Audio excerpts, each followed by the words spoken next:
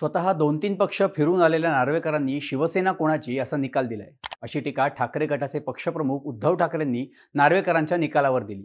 16 आमदारांच्या अपात्रतेचा निकाल देताना विधिमंडळ पक्ष कोणता आणि राजकीय पक्ष कोणता हे विधानसभा अध्यक्षांनी ठरवावं असं सर्वोच्च न्यायालयानं सांगितलं होतं. हाच आधार धरून विधानसभा अध्यक्ष नार्वेकरांनी शिवसेना कोणाची असा निकाल दिला. हा निकाल देताना 2018 साली पक्षात झालेली घटना दुरुस्ती अमान्य करण्यात आली. तसेच पक्षप्रमुख हे पदच अमान्य असल्याचं नार्वेकरांनी ठरवलं. राहुल नार्वेकर सध्या विधानसभा अध्यक्ष असल्यानं त्यांच्याकडे पक्ष कोणाचा खरा हे ठरवण्याचा घटनात्मक अधिकार देखील असल्याचं मान्य आहेच. पण हे ठरवत असताना नेमकं नार्वेकरांच्या इतिहासावर देखील भाष्य करण्यात येऊ लागलं. नार्वेकर स्वतःच 2-3 पक्ष फिरून आले. त्यांनीच अनेक पक्षांतर केली आहेत आणि आता तेच पक्षांतर बंदीवर निर्णय देत पक्षाची व्याख्या ठरवू लागलेत, अशी टीका नार्वेकरांवर करण्यात आली. आता ही टीका किती योग्य आणि किती अयोग्य हा आपला मुद्दा नाही. आपला मुद्दा आहे नार्वेकरांच्या इतिहासाचा. पक्षांतर बंदीच्या मूळ विषयावर ऐतिहासिक निकाल देणाऱ्या राहुल नार्वेकरांचा इतिहास किती पक्षांचा राहिलेला आहे पाहूया त्या व्हिडिओमधून.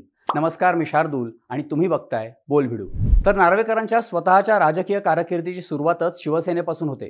नार्वेकरांचे वडील सुरेश नार्वेकर हे कुलाब्यातून नगरसेवक होते, तर त्यांचे भाऊ मकरंद नार्वेकर आणि वहिनी हर्षिता नार्वेकर मुंबई महानगरपालिकेत नगरसेविका होत्या.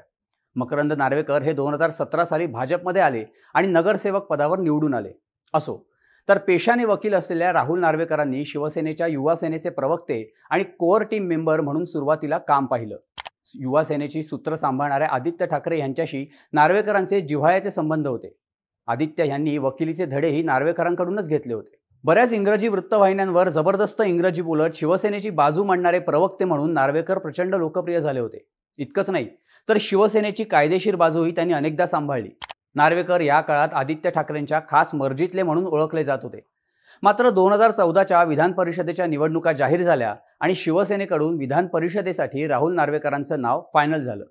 मात्र अचानकपणे या निवडणुकीत नाट्यमय घडामोडी घडल्या आणि नार्वेकरांनी आपली दावेदारी मागे घेतली. उमेदवारी मागे घेताना शिवसेनेच्या अंतर्गत राजकारणाला आपण बळी ठरलो, पक्ष नेतृत्वाने आपल्याला उमेदवारी मागे घ्यायला लावली, अशी टीका राहुल नार्वेकरांनी केली होती.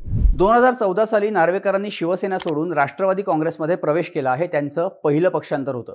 2014 मध्ये त्यांनी राष्ट्रवादी काँग्रेसमध्ये प्रवेश केला आणि मावळ मतदारसंघातून लोकसभा निवडणूक लढवली.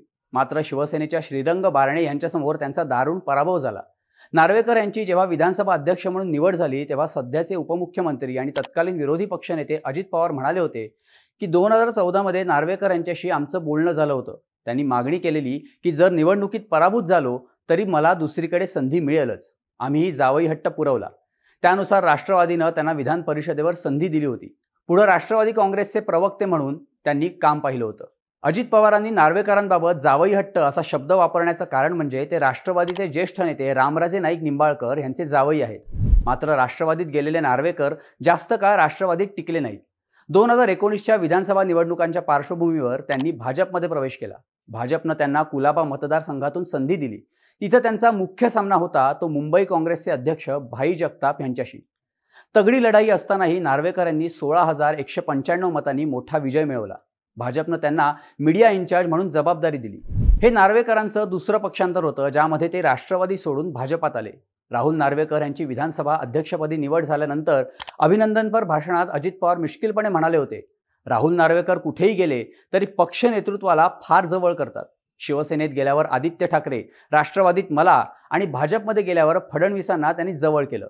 आता एकनाथ शिंदे तुम्हीही जवळ करा, नाहीतर काही खरं नाही. थोडक्यात नार्वेकरांचा इतिहास सांगायचा तर सुरुवात शिवसेनेपासून, त्यानंतर राष्ट्रवादी आणि नंतर भाजप असा 3-3 पक्षांचा राहिलेला आहे. आणि याच गोष्टींचा आधार घेऊन सध्या नार्वेकरांवर टीका होताना दिसते. राहुल नार्वेकरांच्या पक्षांतरावर तुम्हाला काय वाटतं? तुमचं मत कमेंट करून सांगा आणि अशाच माहितीपूर्ण व्हिडिओसाठी बोल व्हिडिओच्या YouTube चॅनलला सबस्क्राईब करायला विसरू नका.